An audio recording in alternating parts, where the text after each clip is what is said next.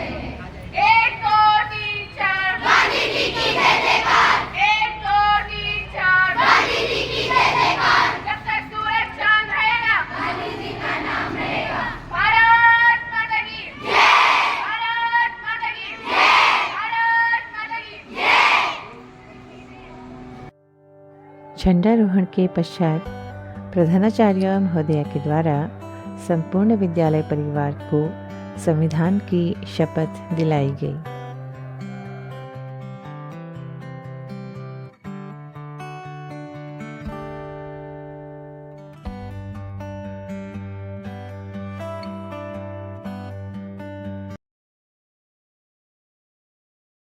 बच्चों, आज अत्यंत हर्ष का विषय है कि हम सभी यहाँ पर 75वां गणतंत्र दिवस मनाने के लिए एकत्रित हुए हैं। इस पावन पर्व पे आपको एक शपथ दिलाई जाएगी, जिसका पालन आपको आगे भी करना है।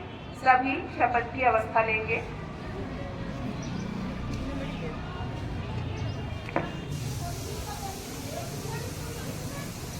हम भारत के लोग भारत को एक संपूर्ण प्रभुत्व संपन्न समाजवादी पंथ निरपेक्ष लोकतंत्रात्मक गणराज्य बनाने के लिए तथा उसके समस्त नागरिकों को सामाजिक आर्थिक और राजनीतिक न्याय विचार, अभिव्यक्ति, विश्वास, धर्म और उपासना की स्वतंत्रता, प्रतिष्ठा और अवसर की क्षमता प्राप्त कराने के लिए तथा उन सब में व्यक्ति की गरिमा और राष्ट्र की एकता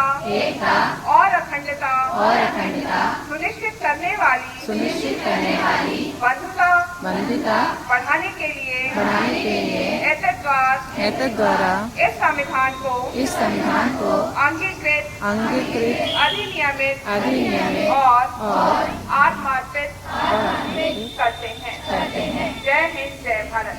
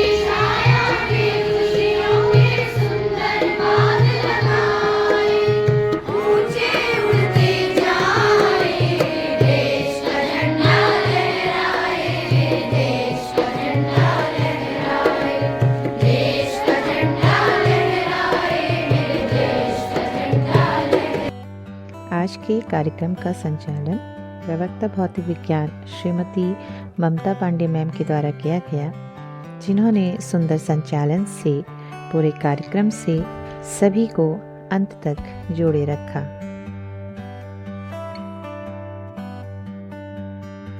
बंधुलपुरा का ये प्रांगण साक्षी है आज के इस दिन का। ये नीला अंबर साक्षी है कि हम सब मिलकर 75वां गणतंत्र दिवस मना रहे हैं।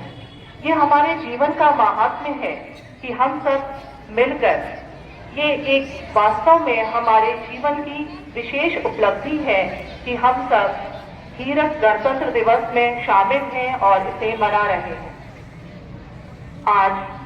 आज ही के दिन 26 जनवरी 1950 को हमारा संविधान लागू हुआ था। हमारा देश का सबसे बड़ा विधान, जिसने हमारे देश को एक लोकतंत्रात्मक गणतंत्र की उपाधि दी।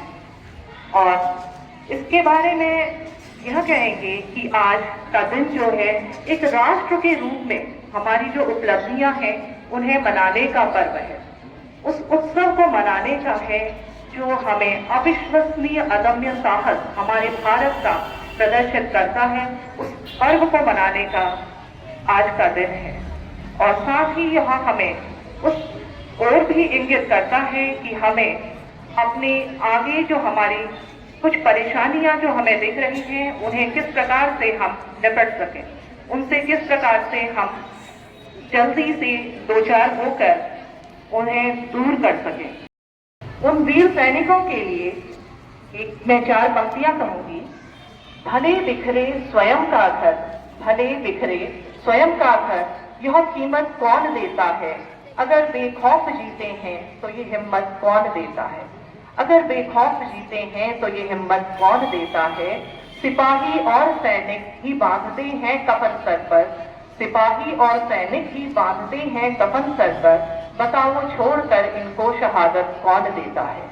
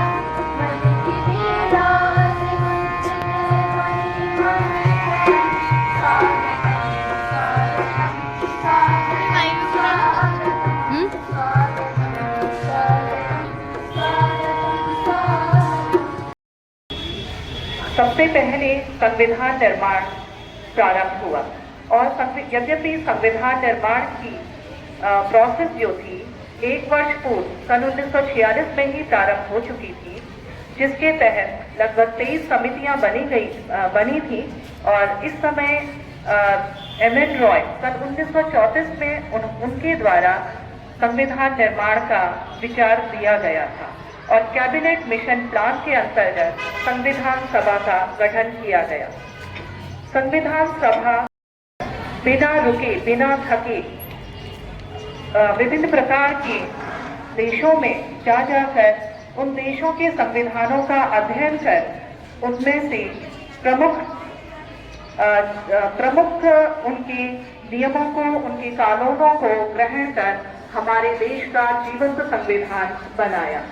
यह संविधान 26 नवंबर 1949 को बनकर तैयार हो गया था। उस दिन संविधान सभा ने और भारत के लोगों ने इसे स्वीकार किया, लेकिन यह प्रवृत्त हुआ 26 जनवरी 1950 से। तब से आज तक का जो सफर है, ये हमारी कामयाबी का सफर है। यूं तो प्रारंभ में कई चुनौतियां थी और उन सभी से उबरता हुआ हमारे देश का सूरज हमेशा चमकता रहा। इस प्रकार हमारा गणतंत्र दिवस अपने एक्ट में आया 26 जनवरी 1950। इसके लिए 4 सुंदर पंक्तियां हैं श्री रामधारी सिंह दिनकर जी की 26 जनवरी गणतंत्र दिवस पर। सबसे विराट जनतंत्र जगत का आ पहुंचा, 33 कोटि हित सिंहासन तय करो, अभिषेक आज राजा का नहीं प्रजा का है। ध्यान देंगे, अभिषेक आज राजा का नहीं प्रजा का है, 33 कोटि जनता के सिर पर मुकुट धरो। तो 26 जनवरी सन 1950 को हमारे देश का गणतंत्र प्रवृत्त हुआ। इस दिन को ही क्यों गणतंत्र दिवस के रूप में चुना गया, इसके पीछे एक छोटा सा विवरण है जिसे मैं आपसे शेयर करूंगी।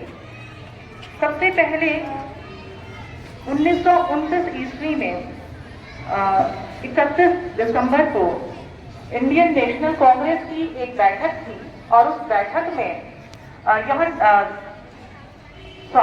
भारत द्वारा यह निर्णय लिया गया कि हम पूर्ण स्वराज की मांग करेंगे और अपने देश का तिरंगा लहराएंगे।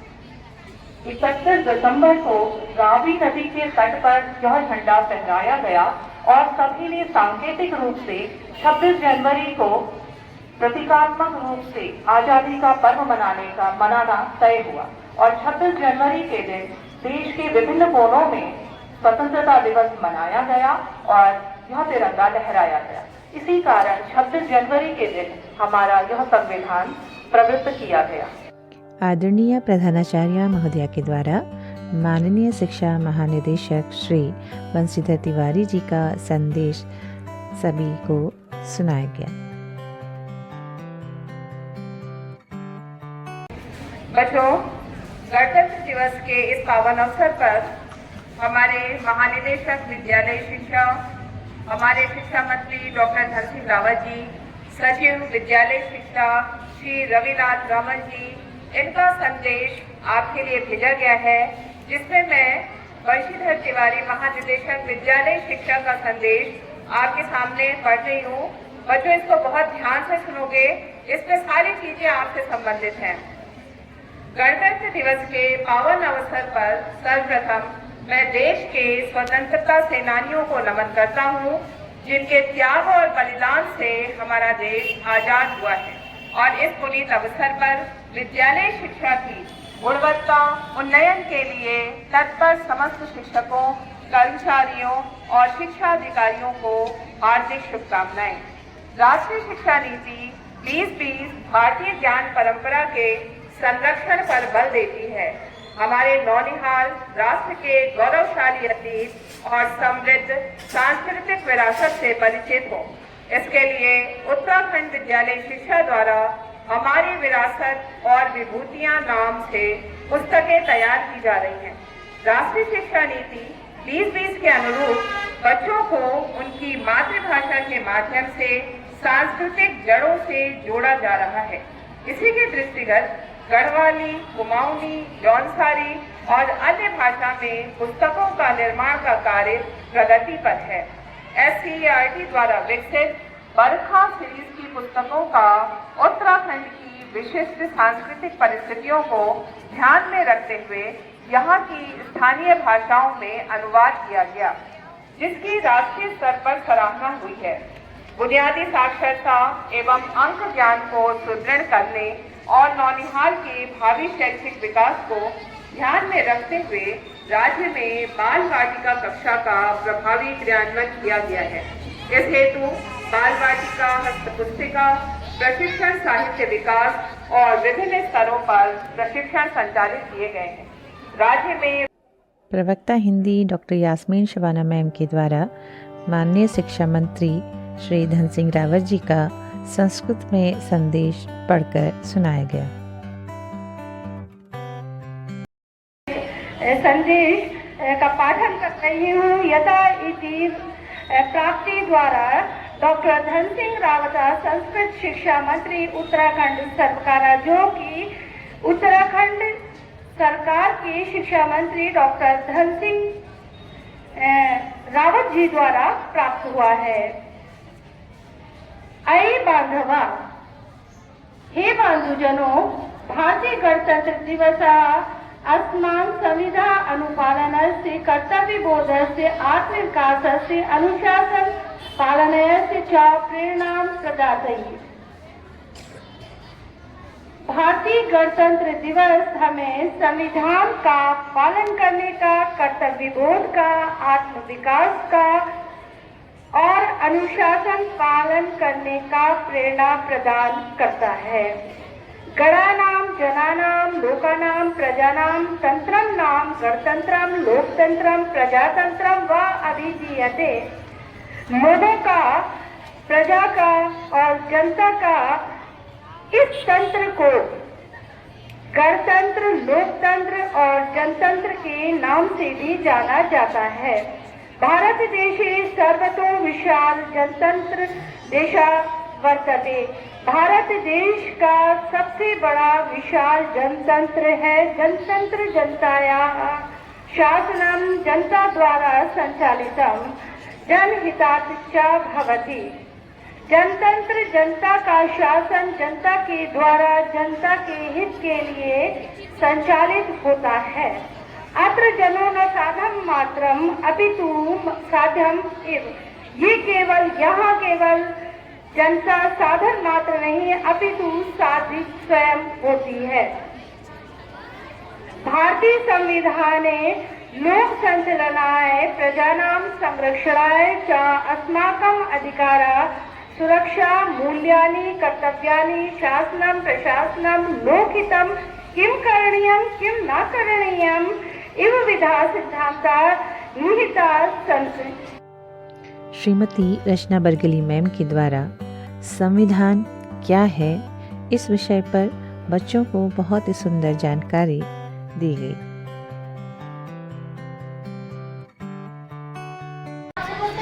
कई बार सुनते हैं कि हम यहाँ पर अपना 75वां गणतंत्र दिवस मनाने के लिए एकत्रित हुए हैं और आपको ये भी पता है कि गणतंत्र दिवस क्यों मनाया जा रहा है, क्योंकि आज के दिन हमारे देश का संविधान लागू हुआ। तो बच्चों, आपको संविधान के बारे में कुछ जानकारी है? किसे कहते हैं संविधान, क्या होता है, पता है? तो आज मैं आप लोगों को हमारे देश के संविधान के बारे में, या संविधान क्या होता है, इसके बारे में थोड़ा जानकारी दूंगी। तो बच्चों, संविधान क्या होता है? संविधान किसी भी देश का सर्वोच्च कानून होता है, सर्वोच्च विधान या नियम जिसके आधार पर किसी देश का शासन चलता है। किसी देश में कार्यपालिका, विधायिका, न्यायपालिका किस तरीके से काम करती है, कैसे इनका चयन होता है, राष्ट्रपति, प्रधानमंत्री या हमारे जितने भी जो सरकार होती है उसका चयन कैसे होता है, राज्यों की क्या ड्यूटीज होती हैं, हमारे क्या अधिकार हैं, नागरिकों के क्या अधिकार हैं, ये सारा सब कुछ लिखित संविधान में दिया गया होता है। और हमारे देश का जो संविधान है वो विश्व का सबसे बड़ा लिखित संविधान है। तो आज मैं आपको संविधान के बारे में थोड़ा डिटेल में बताऊंगी, थोड़ा विस्तृत जानकारी आपको दूंगी। बच्चों, आप सभी को पता है कि हमारा देश 15 अगस्त 1947 को आज़ाद हो गया था। अब हमारा देश आज़ाद तो हो गया था, पर भारत में जो कानून या नियम चल रहे थे या जो शासन व्यवस्था संचालित हो रही थी वो ब्रिटिश सरकार के जो नियम थे, कानून थे या जो अधिनियम बने थे उसके आधार पर हमारे देश का शासन व्यवस्था संचालित हो रही। मतलब ना तो केवल समझिए कि हमारा देश आज़ाद हो गया था, पर सारे कानून और जो अधिनियम थे, नियम थे वो ब्रिटिश सरकार के ही लागू हो रहे। तो पूरी तरीके से हमारा देश आज़ाद या गणतंत्र तब माना जाता है जब हमारे देश की परिस्थिति और यहाँ की स्थितियों के आधार पर कानूनों का गठन किया जाता, उनका निर्माण किया जाता और देश के अपने कानूनों को लागू किया जाता। तो देश 15 अगस्त 1947 को आज़ाद हुआ, पर उसकी आज़ादी की प्रोसेस कुछ समय पहले से स्टार्ट हो गई थी, क्योंकि लगने लगा था कि देश आज़ाद होने वाला है। तो इसी की शुरुआत में 1946 में एक कैबिनेट मिशन का गठन किया गया था। कैबिनेट मिशन की ड्यूटी थी कि इसमें उसके द्वारा संविधान सभा की जो समिति थी उसका गठन किया जाना था। तो इसमें क्या था, इसमें ये निश्चित किया गया 1946 में कि कैबिनेट मिशन के द्वारा संविधान समिति का गठन किया जाएगा। तो एक निर्वाचित संविधान समिति का गठन किया गया जिसमें सदस्यों का चयन किया गया और उनको ये ड्यूटी दी गई कि आप भारत के जो स्वतंत्र भारत के संविधान का निर्माण करेंगे। देश सबसे न्यारा मेरा देश, दुनिया जिस पर गर्व करे, ऐसा सारा मेरा देश। गणतंत्र दिवस के शुभ अवसर पर बच्चों के द्वारा बहुत ही सुंदर सांस्कृतिक कार्यक्रमों का भी आयोजन किया गया। बच्चे विभिन्न विधाओं जैसे भाषण, नृत्य और कविताओं के माध्यम से आज गणतंत्र दिवस पर अपने हृदय की भावनाओं को व्यक्त कर रहे थे।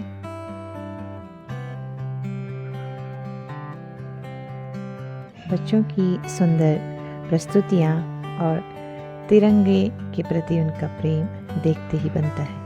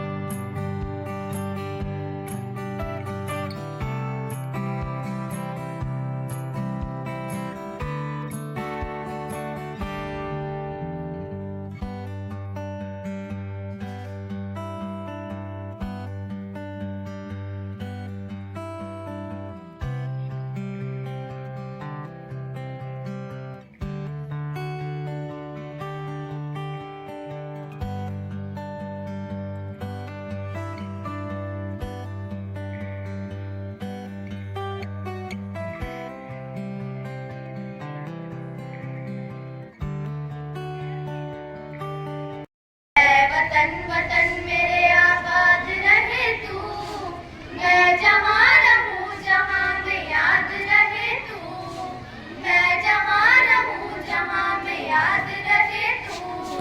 ऐ वतन मेरे वतन, ऐ वतन मेरे वतन, तू ही मेरी मंजिल है पहचान तुझी से, तू ही मेरी मंजिल है पहचान तुझी से।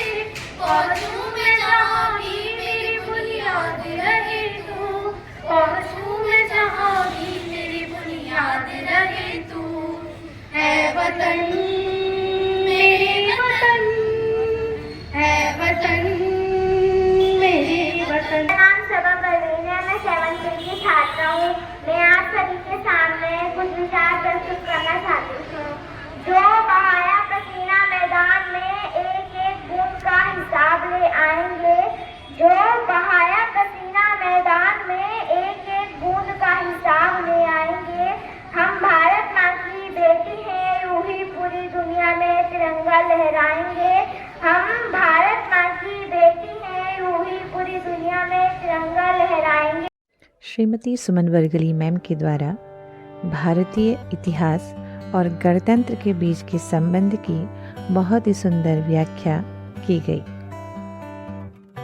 अभिषेक आज राजा का नहीं प्रजा का है। आप सभी को गणतंत्र दिवस की बहुत ढेर सारी शुभकामनाएं। आप सब जानते हैं कि हम यहाँ अपना 75वां गणतंत्र दिवस मनाने के लिए उपस्थित हुए हैं। तो बच्चों, पहले सारे बच्चे इधर ध्यान देंगे। गणतंत्र दिवस के बारे में आप बहुत कुछ सुन चुके हैं और हर बार सुनते हैं। भले ही आप कुछ याद रखें या ना रखें, लेकिन मैं आपको आज इनसे थोड़ा हटकर कुछ चीज़ बता रही हूँ। पहले आप जानेंगे कि गणतंत्र होता क्या है।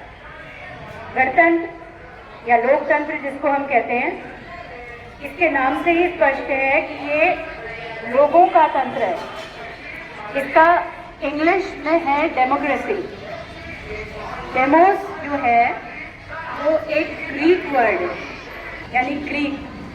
तो ये जो वर्ड लिया गया है डेमोक्रेसी, उसका जो पहला वर्ड है डेमोस, वो एक ग्रीक वर्ड है जिसका मतलब होता है लोग, और क्रेसी का मतलब है, ये एक इंग्लिश का इसके साथ जोड़ा गया है, यानी लोगों का शासन। शासन है क्रेसी का मतलब। तो डेमोक्रेसी मतलब लोगों का शासन। अब आप सोचेंगे कि हमारा गणतंत्र 75 वर्ष पुराना है।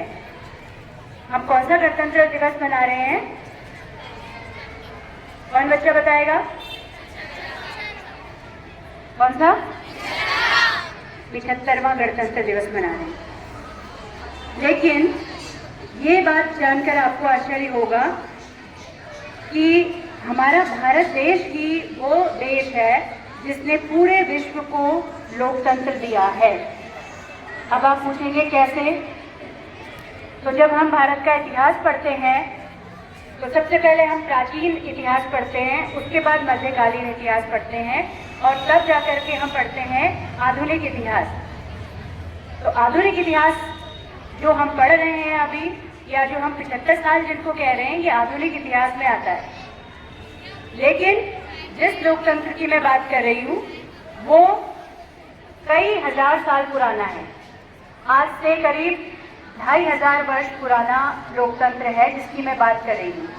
और ये लोकतंत्र और इसकी परिभाषा पूरे विश्व को भारत के द्वारा मिली है। जो इतिहास पढ़ते हैं वो जानते होंगे कि हमारे इतिहास में जनपदों का वर्णन आता है। आज से करीब 2500 साल पहले, यानी कि 6ठी शताब्दी ईसा पूर्व में हमारे जनपदों का वर्णन आता है। 16 महाजनपदों का वर्णन हमारे हिस्ट्री में मिलता है, जिसमें से काशी, कौशल, वज्जी, मल्ल, चेदी, वत्स, कुरु, पांचाल, अश्मक, अवंती, गांधार, ये हैं जो 16 महाजनपद हैं। उनमें से कुछ प्रमुख 16 के 16 मैंने नहीं बताए, लेकिन प्रमुख जो हैं बताए हैं। और इन सब में सबसे पुराना जो गणतंत्र है वो है लिच्छवी गणतंत्र, यानी वज्जी गणतंत्र। अभी मैंने वज्जी का नाम लिया ना। वैशाली नाम कितने लोगों ने सुना है? बिहार में एक जगह है वैशाली, किसी ने सुना है ना? सुना है, वेरी गुड। चलो, किसी ने नाम तो सुना है। तो वैशाली में लिच्छवियों ने जिस गणतंत्र की स्थापना की थी उसे लिच्छवी गणतंत्र कहते थे। और ये माना जाता है कि विश्व का सबसे पुराना गणतंत्र है। तो जो हम बात करते हैं आज कि हम 75वां गणतंत्र दिवस मना रहे हैं, तो भारत मात्र 75 वर्ष पुराना देश नहीं है, ये एक बहुत पुराना राष्ट्र है जो कुछ समय के लिए बाहरी लोगों के शासन में आया था और बाहरी लोगों ने इस पर शासन किया था। लेकिन हम ही वो लोग हैं जिन्होंने पूरे विश्व को लोकतंत्र की परिभाषा सिखाई है। इसके अलावा एक जगह है चेन्नई में जिसका नाम है वैकुंठ पेरुमल मंदिर, वहां पर है। उस मंदिर में एक अभिलेख लिखा हुआ है जो कि लोकतंत्र की पूरी प्रक्रिया उसमें दर्ज है। तो ये हमारी प्राचीन लोकतंत्र व्यवस्था का एक जीता जागता सबूत है। अगर आप कभी सुना होगा बौद्धों के बारे में, तो वो बोलते हैं बुद्धम शरणम गच्छामि और संघम शरणम गच्छामि। सुना है ना? तो ये संघ क्या है? ये संघ भी एक प्रावधान है, एक संविधान है जो कि मठ में रहने वाले भिक्षुओं के लिए लागू किया जाता था। और इसकी पूरी एक कहना चाहिए कि नियमावली है जिसे विनय पिटक कहा जाता है। तो विनय पिटक में बौद्ध मठ में रहने के लिए पूरा संविधान है कि किस तरीके से एक भिक्षु बौद्ध मठ में रहेगा। तो ये जो हम देख रहे हैं कि मतलब संविधान लागू करना या संविधान यानी नियम कानून हमारे भारत में प्राचीन समय से चले हुए आ रहे हैं। और उसके बाद रोम, ग्रीक यानी यूनान, इन देशों ने भी इस लोकतांत्रिक व्यवस्था को अपनाया। और हम देखते हैं कि प्राचीन विश्व में सबसे पुराना कहना चाहिए कि जो देश है वो है यूनान, जहाँ पर लोकतांत्रिक व्यवस्था लागू की गई थी। यूनान में भी एथेंस एक ऐसा शहर था जहाँ पर ये लोकतांत्रिक व्यवस्था लागू की गई थी। उसके बाद रोमन साम्राज्य में भी कई जगह पर ये लोकतांत्रिक व्यवस्था लागू की गई। फिर धीरे धीरे ये व्यवस्थाएं समाप्त होती चली गई और आधुनिक विश्व में हम देखते हैं कि जब ये व्यवस्था फिर से लागू की गई, वो देश था अमेरिका, यानी United states of America. America में ये लोकतांत्रिक व्यवस्था सबसे पहले आधुनिक विश्व में लागू की गई।